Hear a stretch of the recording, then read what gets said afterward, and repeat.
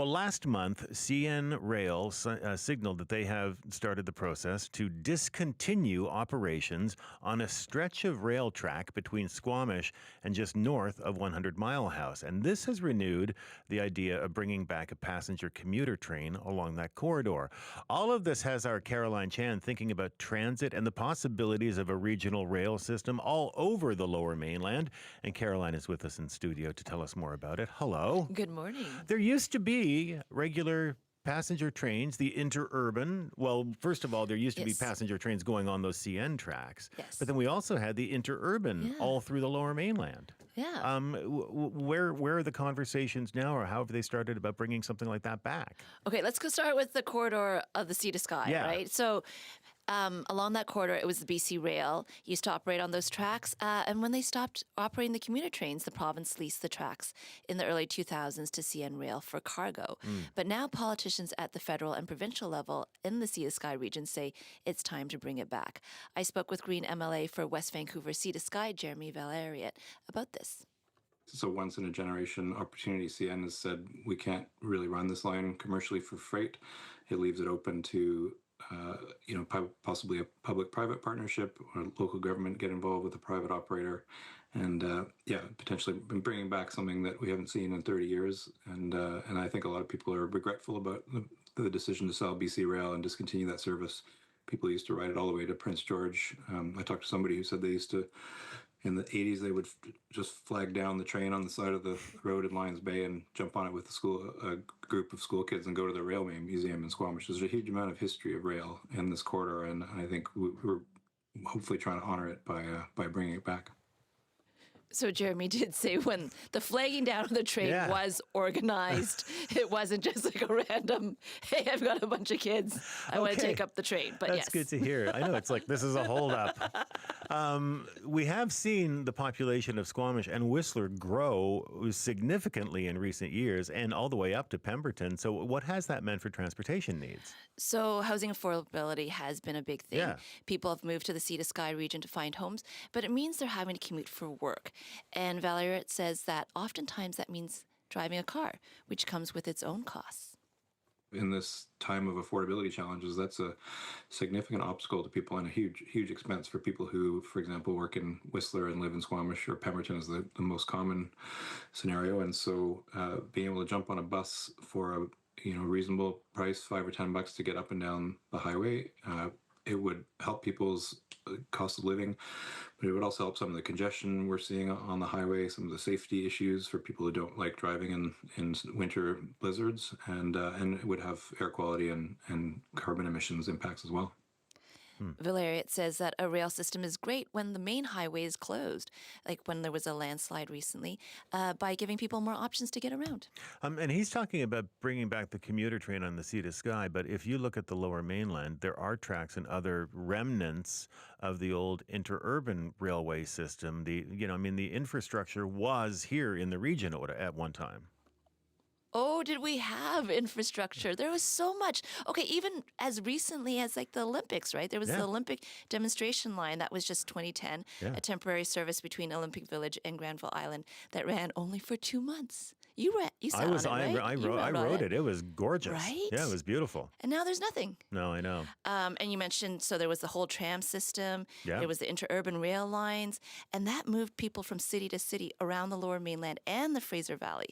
And you can still see some of those trams, albeit in museums. Yes. I asked Gabrielle Sharp, the museum coordinator at the Steveston Tram, about how extensive this interurban system was. It had 5 main lines. So there was the Lulu Island line that we talk a lot about here at the Steveston Tram in Richmond. It went from the edge of Yaletown to here in Steveston. There was the Central Park line that went from Vancouver to New West.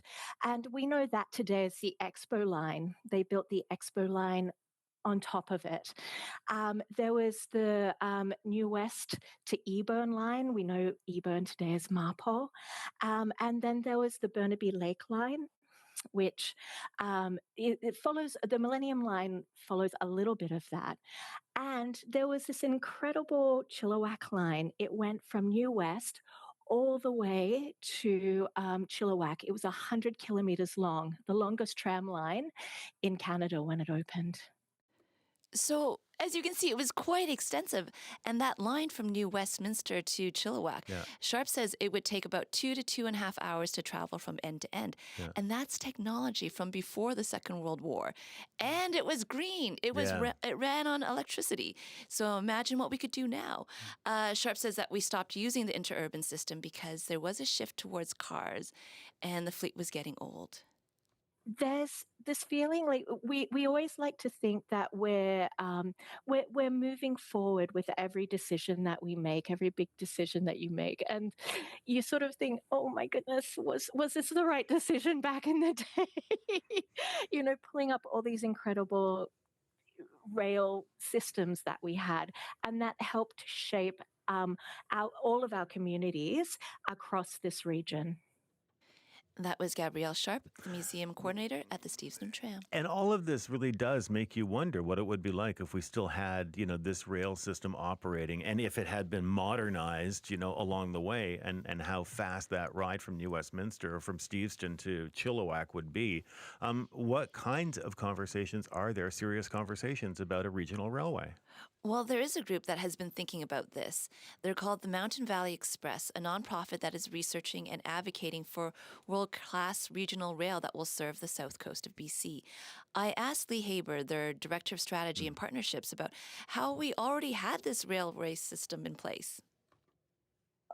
I think much of the last few decades has been undoing the mistakes that were made in the 50s, 60s, and 70s when it comes to transportation and land development.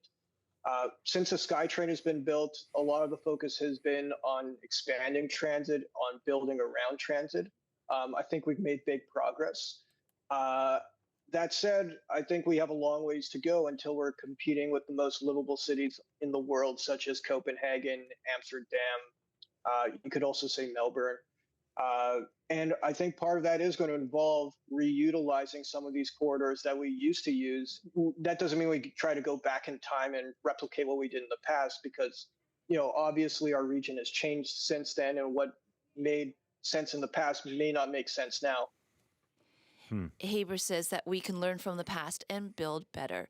For him, a regional rail system is one that can connect surrounding municipalities from Abbotsford to Whistler, but it's also a faster way to travel longer distances, going upwards of 160 kilometers an hour. So that's basically from Abbotsford to Vancouver in less than an hour. But when it comes to the sea to sky corridor, Haber says we need to preserve it, even if we're not going to use it right away, because once it's gone, it's gone. And so how much political will is there to get a railway system like this done? I mean, they folded BC Rail for a reason. Well, Lee Haber says that in the last provincial election, all three of the big political parties included transit on their platforms, but he hasn't seen much movement on this kind of railway system yet. But the need for transit, especially in the sea to sky region, is immediate. MLA Jeremy Valeriot says that though a rail system could be years away, in the meantime, he's been working on getting a bus system going along the sea to sky. I was quite pleased to end up in a situation where I was able to, as one of two Green MLAs, able to negotiate an agreement, cooperation agreement with this government, and one of those items is to implement regional transit in the sea to sky and focus on 2025. It might take a little bit longer to actually get buses on the road, but work is being done. It is the simplest and quickest way. An hourly bus up and down the highway that people can jump on is something that we'd like to see as soon as possible. Rail is kind of a separate, and nice to have. It would have a huge impact on tourists and some commuters, but it's kind of a separate thing that should really come. That will come after getting buses on the road. That was Green MLA Jeremy Valeriot. So we could see regional transit in the form of buses soon on that stretch. Could a rail system be following? We'll just have to wait and see. Interesting, because we're already getting some comments about this on our text line, and one of them says, "I had a cabin and then a house in the Paradise Valley from 1989. The train had a stop there. I'm one of the people that stopped the train with a metal flag. There was still the yellow caboose for a few years. When someone asked the conductor when we were due to arrive in North Vancouver, he would say, 'Today.'" It's a good one. And another one said, Chris in East Van says, there used to be a train to Princeton. Now there isn't even a bus. So keep those comments coming and what you think about it. Well, not only the Sea to Sky corridor, the valley as well, and the old interurban lines, the old getting around by train. I'd be interested to know how many of the tracks would still be available, because we know that the SkyTrain line followed a lot of the tracks, and especially when it went at ground level. And I wonder if, the rail bridges, are they still around or intact? Like, could you still get to where you're going? Are those rails still there? I think you see parts of them, but Yeah. they kind of disappear as well. So I think you'd have to really, you'd have to put new tracks in. But the corridors are there. Yeah, and I appreciate what MLA Valeriot is saying there, which is, they preserved the railway track along the Arbutus corridor, which became this beautiful greenway now. And so there are other uses, but you have to preserve the right-of-way, I guess. Yeah. All right. Clearly, I'm into this, too. Thank you, Caroline. It's a great story. Let's stay on it. Yes. Let's get this happening. That is Caroline Chan, story producer with us here on the Early Edition, also directing the program today.